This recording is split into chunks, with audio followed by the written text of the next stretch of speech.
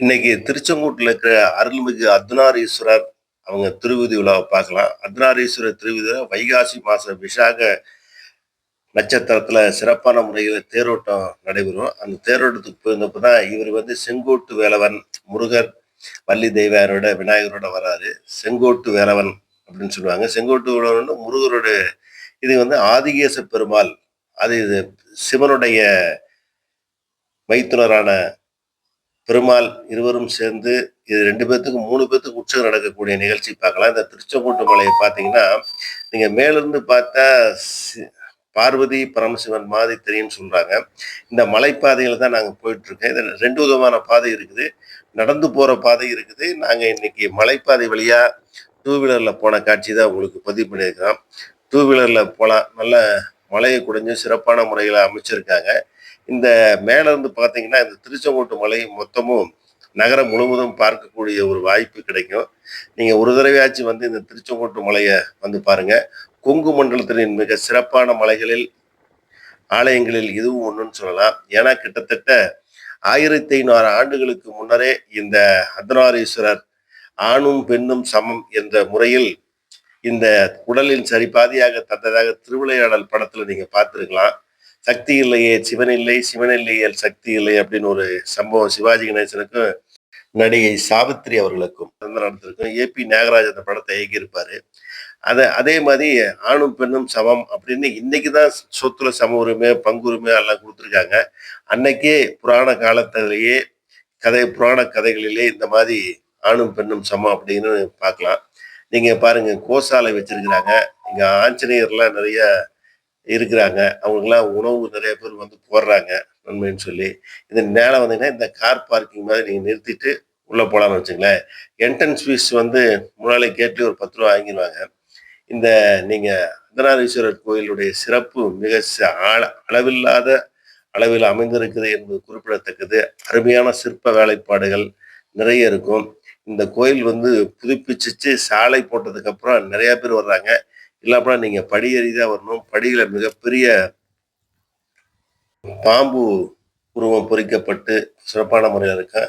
அடுத்த முறை நாங்க நடந்து போனா காமிக்கிறோம். அதே மாதிரி 60ஆம் படி அங்க இருக்கு.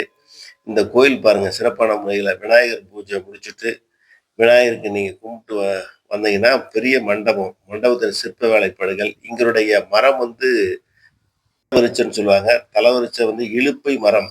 இலுப்பை மரத்துடைய சிறப்புகள் நிறைய பேத்துக்கு தெரியும். தெரியாதவங்க பாருங்க. இலுப்பை மரத்துல இலுப்பை எண்ணெய்கள் மூலமாக விளக்கு எரிச்சா மிக நல்லது. இலுப்பு எண்ணெய்களை அந்த காலத்துல பயன்படுத்தி சமையலும் பண்ணியிருக்காங்கிறத இப்ப யாரும் பயன்படுத்துறத அந்த காலத்துல பண்ணியிருக்காங்க. சிற்ப வேலைப்படைகள் யாழி முகவாணி, சிங்கமுக யாழி, சிங்கம் பல வகையான யாழிகளை செதுக்கி இதுதான் ராஜகோபுரம்னு வச்சுங்களேன். நீங்க நடந்து வந்தீங்கன்னா இது வழியா தான் வரணும். வந்தீங்கன்னா இப்ப இங்க பாருங்க இங்க ஒரு நாகர் இருக்கு. இதை விட பெரிய நாகர் அங்க வர வழியை நீங்க பார்க்கலாம். இங்க நாகர் தோசைலாம் கயிறுலாம் கட்டிக்கிறாங்க. நல்லது நடக்கும் அப்படின்னு நம்பிக்கையோடு இதை செஞ்சிட்டு இருக்காங்க.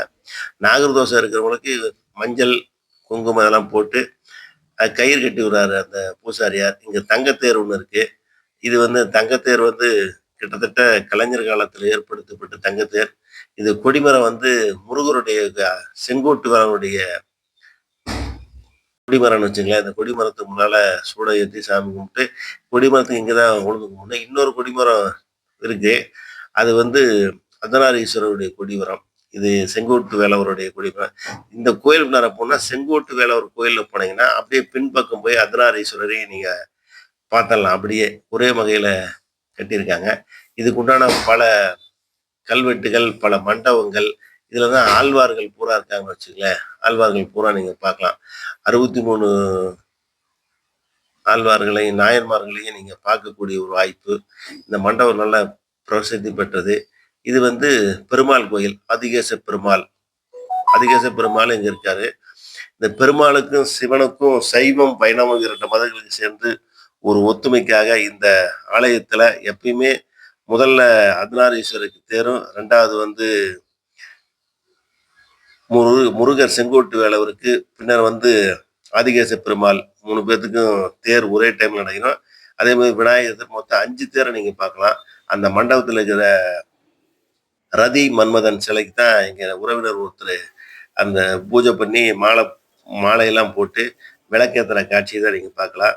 ரதி மன்மதன் வந்து கல்யாணம் ஆகாதவங்களுக்கு ரதி மன்மதனுக்கு விளக்கு போட்டா கல்யாணம் ஆகும்னு ஒரு நம்பிக்கை சார்ந்ததா இருக்கு.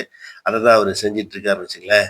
அந்த ரதி மன்மதன் சிலைக்கு பூ வச்சு கும்பிட்டு விளக்கு போடுற காட்சி தான் நீங்க பார்க்கலாம். இந்த ரதி மன்மதன் வந்து அவ்வளவு அருமையான வேலைப்பாடுகள். இதுக்கு பேரு ஆமை மண்டபம்னு சொல்லுவாங்க. ஆமை கீழ இருக்கும். மேல கல் வளையங்கள்லாம் இருக்கும். கல்லிலேயே செய்யப்பட்ட வளையங்கள், அருமையான சிற்ப வேலைப்பாடுகள். இது கிட்டத்தட்ட நாமக்கல் மாவட்டத்திலேயே ரொம்ப பழமையான கோயிலு. அருமையான சிற்பங்கள் இங்க நீங்க பார்த்தீங்கன்னா, ஆமை சொன்னீங்களா? அந்த ஆமைக்கு மேல தான் இது ஆமை மண்டபம் அப்படின்னு உற்சவத்தப்ப எங்க சாமி வந்து இங்க வச்சு பூஜை பண்ணி அனுப்புவாங்கன்னு வச்சுங்களேன். அதான் நீங்க பார்க்கலாம். இந்த சிலை வந்து அருமையான வேலைப்பாடுகள் கூடியது. இங்க வந்து பைரவர் மாதிரி இருக்காரு. இங்க வந்து குறவன் குறத்திக்காக சிலை வைக்கப்பட்டிருக்கிறது. இதை நான் எங்கேயும் பெரும்பாலும் பார்த்ததில்ல. இது காளியினுடைய உருவம். நீங்க எங்கேயாச்சும் பார்த்துருந்தீங்கன்னா, அந்த குறவன் குறத்தி சிலைய வேற எங்க சிற்பத்துல செதுக்கியிருக்கிறாங்க அப்படின்னு சொன்னீங்கன்னா, கமெண்ட்ஸ் சொல்லுங்க. பாருங்க. அந்த ஒவ்வொரு பாம்புக்கு மத்தியில ஒரு ஹோல் மாதிரி விட்டுருக்காங்க. அந்த அருமையான வேலைப்பாடு. சரியான வேலைப்பாடுங்க. அந்த பாம்பு நாகர்கள் தமிழகத்த முன்னால நாகர் வம்சமாக இருந்தனால, அது அதிகப்படியான நாகர்கள் தமிழ்நாட்டுல நாகர்கள் வழிபாடு இருக்குன்னு வச்சுக்கங்களேன். நீங்க நிறைய இடத்துல போனீங்கன்னா, நாகர் இல்லாம வழிபாடு இல்ல. அந்த காலத்திலே நாகர்கள் அப்படின்னு ஒரு மக்கள் வாழ்ந்து வந்தாங்க. அவர்களுடைய வழித்தோன்றலாக தான் நாம் இருக்கிறோம். அதனால தான் பெரும்பாலான இடங்கள்ல நாகர் வச்சு பூஜை பண்ணக்கூடிய இந்த ரதி மன்மதனுக்கு விளக்கு நீங்க 5 வாரம் விளக்கு போட்டீங்கன்னா, உங்களுடைய திருமண தடைகள் நீங்கும் அப்படின்னு ஒரு ஜோதிடர் சொன்னத வச்சு, எங்க உறவினர் ஒருத்தர் அத விளக்கு வைக்கக்கூடிய காட்சிய நீங்க பார்க்கலாம். இந்த அருமையான ஒரு நிகழ்வு. இந்த ஒரு தடவையாச்சும் நீங்க வந்து பார்க்கலாம். இது வந்து நீங்க அர்த்தநாரீஸ்வரருக்கு முன்னால இருக்கிற நந்தி மண்டபம்னு வச்சுக்கங்களேன். நந்தி நந்தி அருமையான சிற்ப வேலைப்பாடுகள். நீங்க ஒரு தடவ இது இந்த சிற்பம் பார்த்தீங்கன்னா, வெள்ள மாரி கல் இருக்குன்னு வச்சுக்கங்க. வெள்ள கல் மாரி இருக்கு. அததான் சொல்லுவாங்க. இங்க திருச்செங்கோட்டு மலை இன்னொரு சிறப்பு என்னன்னா, அர்த்தநாரீஸ்வரர். அத்து என்றால் பாதி, நாரி என்றால் பெண். அதனால தான் அர்த்தநாரீஸ்வரர்ன்னு பேரு. இங்க மலை சிகப்பா இருந்தால செங்கோடு அப்படின்னு பேரு. செங்கோடு தான் நாளடைவுல முன்னால சேர்த்து திருச்செங்கோடா மாறி இருக்கு. இத பாருங்க 5 நெகங்கள், அருமையான சிற்ப வேலைப்பாடுகள், அந்த பொம்மைக்கு உண்டான அருமையான வேலைப்பாடுகள்லாம் செஞ்சிருக்கிறாங்க. அந்த சிலை சிற்பங்கள் பார்த்தீங்கன்னா, தெளிவா கிளீனா இருக்குன்னு வச்சுங்களேன். அந்த மாதிரி ஒரு அமைப்பு. இது வந்து அர்த்தநாரீஸ்வரருடைய கொடிமரம். கொடிமரத்துக்கு முன்னால தான் உளுந்து கும்பிடணும் அப்படின்னு சொல்லுவாங்க. திருச்செங்கோட்டு மலை வந்து சிகப்பா இருக்கிற காரணம், ஆதிகேசனுக்கும் வாயு பெருமாளுக்கும் சண்டை வந்து அந்த கோவத்துல இந்த மாதிரி ஆயிடுச்சு அப்படின்னு சிகப்பா மாறிடுச்சு. இந்த அர்த்தநாரீஸ்வரர் நீங்க பார்த்தீங்கன்னா, மூலவர் கிட்டத்தட்ட வெள்ளை நவபாசனம் அப்படின்னு சொல்லுவாங்க. நவபாசனத்துல இருக்கிற வந்து ஒண்ணு பழனி, மற்றொன்று இங்கன்னு வச்சுங்களேன். அந்த பழனி சிலை வந்து மேற்பூச்சு பூசப்பட்டு இருக்கிறது. பழனி செஞ்சு மேற்பூச்சு இது மேற்பூச்சு பூசாதனால அர்த்தநாரீஸ்வரருடைய உருவத்தை நீங்க தெளிவா மூலஸ்தானத்துல நீங்க பார்க்க முடியாது. ஆனா அதுல ஆண் பாதி, பெண் பாதி அப்படின்னு சொல்லி வச்சிருப்பாங்க. இந்த காளியுடைய உருவம் பாருங்க. அருமையா பிரமாதமா செஞ்சிருப்பாங்க. காளியுடைய கைகள் அருமையா சிற்ப வேலைப்பாடுகளுக்கு மிக அரிய ஒரு சொல்லலாம். இந்த நவபாசனத்த பத்தி சொன்னீங்கல்ல, நவபாசனம் வந்து இந்த முகம் தெளிவா இருக்கான்னு வச்சுக்கங்களேன். அதே மாதிரி காலுக்கு கீழ ஒரு நீர் சுரக்கும். அந்த நீர் சுரக்கிறது தான் திரவமா எல்லாத்துக்கும் தீர்த்த மாதிரி குடுப்பாங்க. நல்ல நவபாசானத்திலிருந்து வரக்கூடிய அந்த நீரானது பல உடல் உபாதைகளை, தொல்லைகளை போக்கும் அப்படின்னு நெறைய பேர் அந்த தீர்த்தத்த வாங்கி குடிக்கிறத நீங்க பார்த்துருக்கலாம். அது தீர்த்தம் தருவாங்க. நீங்க மார்கழி மாசம் போனீங்கன்னா 30 நாள் இங்க மரகத லிங்கம் இருக்கும். அந்த மரகத லிங்கத்த வந்து காத்தால 5 மணிக்கு வச்சு நீங்க அபிஷேகம் பண்ணுவாங்க. அதுக்கு பால்லாம் ஊத்துவாங்கன்னு வச்சுக்கங்களேன். இந்த கொடிமரம் பாருங்க. அர்த்தநாரீஸ்வரர் கொடிமரம். கோபுரத்தையும், கொடிமரத்தையும் ஒரே காட்சியில பதிவு பண்ணணும்னு நாங்க பதிவு பண்ணியிருக்கோம். இந்த முருகனுக்கு மயில் வாகனம் நீங்க கேள்விப்பட்டிருப்பீங்க. இந்த மயில் வாகனம் தான் முன்னால அமைஞ்சிருந்தது. இந்த மாதிரி அருணகிரிநாதர் மற்றும் 4 பாடல் பெற்ற ஸ்தலமாக ஒரு முனிவர் பிரிஞ்ச மகரிஷி அப்படின்னு ஒரு முனிவர் இருந்ததாக, அந்த முனிவர் வந்து சிவனையே வழிபட்டுக்கிட்டு இருந்ததாக சொல்றாங்க. சிவன் வழிபட்டு பார்வதியை கும்பிட மாட்டாருங்களா? ஒரு தடவை இந்த மாதிரி ஆண் பாதி, பெண் பாதி 2ஆ ஒண்ணா மாறுனோம்னா, அவர் வண்டு ரூபமா எடுத்து அந்த தொப்புள் வழியே சிவன மட்டும் வழிபட்டதாக சொன்னாங்க.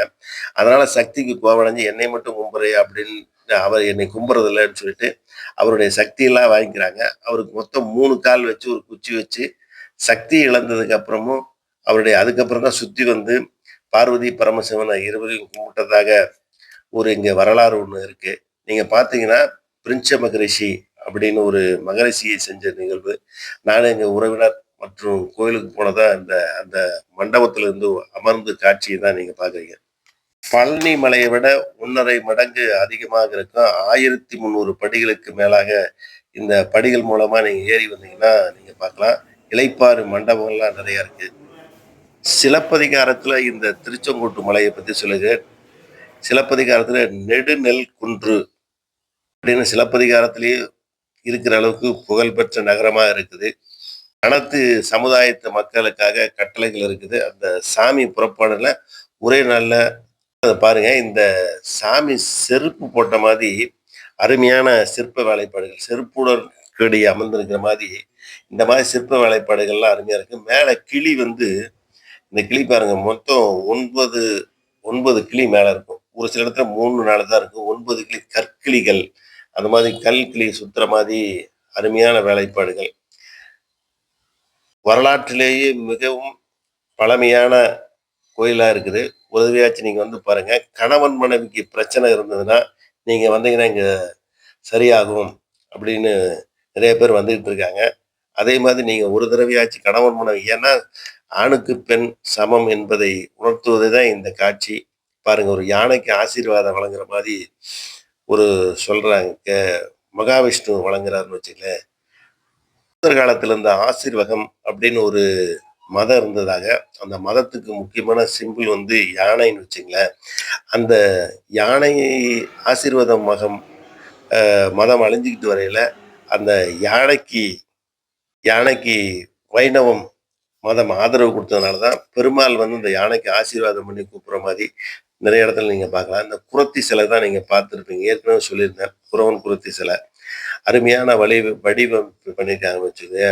அந்த ஆசீர்வாத மதத்துல நீங்க தினமும் ஒரு முதல போய் ஆத்துல போய் எ குளிச்சுட்டு ஒரு தாமரைய கொண்டாந்து பெருமாளுக்கு வைக்கிறதாக ஒரு கதை கேட்டுருப்பீங்க. அந்த ஒரு நாள் வந்து முதல கால புடிச்சுக்கும். புடிச்ச உடனே அந்த சக்கரத்த கொண்டு நம்ம முதலைய அறுத்துட்டு மகாவிஷ்ணுவ காப்பாத்துறாங்களா, அந்த ஆசீர்வாதத்துடைய குறியீடு தான் அந்த யானை. அந்த யானைய வைணவ மதம் காப்பாத்துச்சு அப்படிங்கிறதுக்கோசரம் தான் அந்த நிகழ்வா அந்த யானைய முக்கியத்துவம் வச்சு அவங்க வச்சிருக்காங்க. இப்படி பல சிறப்புகளோட இருக்கு. பார்த்தீங்களா? நான் முதல்லயே சொன்னேன்ல, திருச்செங்கோட்டு மலையிலேருந்து கீழ பார்த்தீங்கன்னா, முழுவதும் மலைய நீங்க பார்க்கக்கூடிய ஒரு வாய்ப்பு. அந்த காட்சிய தான் நீங்க பாருங்க. ஒரு தடவையாச்சும் வந்து இந்த திருச்செங்கோட்டு மலைய பாருங்க. இது நாமக்கல் மாவட்டத்தில இருக்கிறவங்க எல்லாரும் சேலம், நாமக்கல், ஈரோடு இந்த மாதிரி இந்த மத்திய மண்டலத்தில இருக்கிறவங்க எல்லாரும் பார்த்துருப்பாங்க. தென் மாவட்டங்கள், வட மாவட்டங்கள் இருக்கிறவங்க அதிகம் பார்க்கக்கூடிய வாய்ப்பு இருக்காது. ஒரு தடவையாச்சும் வாங்க. நடந்து வர்றவங்களும் வரலாம். மரகதலிங்கம் காலையிலும், மாலையிலும் 2 வேளையும் நீங்க பார்க்கக்கூடிய ஒரு வாய்ப்பு. மார்கழி மாசத்துல வந்தீங்கன்னா நீங்க பார்க்கலாம். இது மாதிரி இயற்கை சூழல் கூட அமைஞ்சிருக்கிற இந்த அர்த்தநாரீஸ்வரரே மிகவும் இந்த பஸ் வந்து இங்க வந்து நிக்கும். பஸ் ஸ்டாண்டு நீங்க வந்து பார்க்கலாம். கார் வருது பார்த்தீங்களா? கார் பார்க்கிங்லாம் இருக்கு. நாங்க இத பார்த்துட்டு, நாங்க கீழ இறங்கக்கூடிய காட்சி தான் நீங்க பார்க்கலாம். நாங்க கீழ இறங்கையில அந்த போகையில வந்து மலைப்பகுதியா இருந்தது. வரையில வந்து அந்த நகரங்களை நீங்க பார்க்கக்கூடிய இங்க மேல இருந்து பார்த்தீங்கன்னா, அதிக பனைமரங்களை கொண்ட இந்த திருச்செங்கோட்டு மலையில பார்க்கலாம். திருச்செங்கோடு நாமக்கல்லயே மாவட்டத்திலேயே திருச்செங்கோட்டுல அதிக பனை மரங்கள் இருக்கும். இங்க பனங்கருப்பட்டிகள் நிறைய கிடைக்கும். நீங்க இந்த திருச்செங்கோட்டு மலையில இருந்து நீங்க பார்த்தீங்கன்னாவே, அது உண்மை அப்படிங்கிற மாரி ஒரு சம்பவம் இருக்கு. ஏன்னா நிறைய பனை மரங்கள் இருக்குது. பனை மரங்கள் அதிகமாக பெரும்பாலும் நீங்க வட இந்தியாவுல இந்த பனை மரத்தெல்லாம் நீங்க பார்க்க வாய்ப்பு கம்மி. தென் தமிழகம், இலங்கை இந்த இடத்துலலாம் பார்க்கலாம். பாருங்க அருமையான பெண்டு கூட ரொம்ப ஜாஸ்தி இருக்காது. குறைவா தான் இருக்கும். பெண்டு போலாம் நீங்க. நல்லா பிரேக்கு நீங்க வந்து எக்ஸிலேட்டர் குடுக்க தேவையில்ல. அப்படி ஸ்டார்ட் பண்ணீங்கன்னா போயிட்டே இறங்கையில போயிட்டே இருக்குன்னு வச்சுக்கங்களேன். இந்த மலையுடைய அழகான வடிவமைப்ப பார்க்கணும்னா ரொம்ப அருமையா இருக்கும். நீங்க ஒரு தடவையாச்சும் வந்து பாருங்க.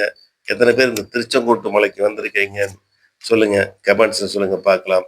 நன்றி, வணக்கம். அடுத்த காணொளியில் சந்திக்கும் வரை உங்களோடு விடைபெறுகிறோம். எங்களுடைய காடு பெருக்கி படை சோழர்கள், விஜயநகர பேரரசு, இவங்கெல்லாம் இந்த ஆலயத்தினுடைய திருப்பணி செஞ்சதாக பதிவுகள் இருக்குது.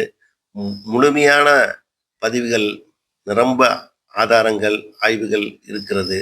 பாண்டியர்களும் இங்கு பங்கேற்று திருநாளர் சம்பந்தமும் திருநாவுக்கரசரும் இங்கு வந்து பாடல்கள் பாடியதாக வரலாற்று சூடகள் இருக்கிறது.